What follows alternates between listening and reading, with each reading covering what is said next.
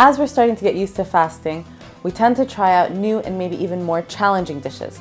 So I have the perfect dish for you, Shish Barak.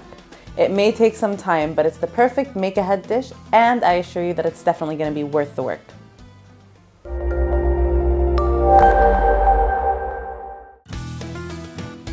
Hi, I'm Salah from Middle East Monitor, and today I'll be showing you how to make Shish Barak.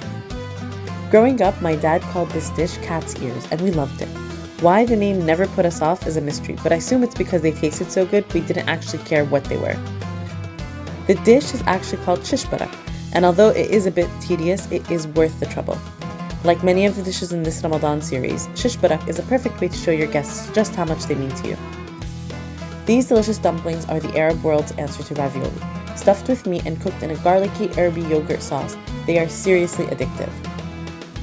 Since I set aside a good amount of time to make these, I usually make a couple of batches to freeze, and they are always a godsend on days I'm craving some comfort food or have last-minute guests. Believe me, you'll thank yourself later for keeping these in the freezer.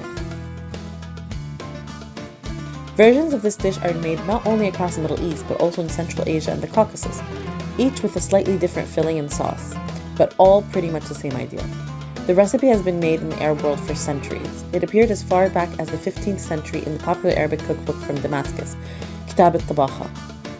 The name is believed to be derived from the name Joshpara, with Josh meaning to boil and para meaning a bit. While they are time-consuming to make, dumplings are actually pretty easy. You want to make sure your dough has enough time to rest so it's easy to roll out. And when you do roll it out, you don't want to roll it out too thin so it doesn't break in the sauce. Don't overfill them and make sure you pinch them tightly so they don't pop open in the sauce.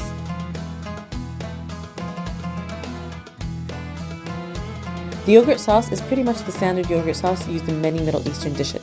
Just make sure you keep it on a low heat so it doesn't split. Some people like to cook their dumplings in the yogurt sauce, but I prefer to brown them in the oven first because I prefer the texture. If you are making several batches of your dumplings, you can freeze them in Ziplocs after they're out of the oven and cooled completely. Serve these on their own with an extra sprinkling of toasted pine nuts or with a side of vermicelli rice and enjoy.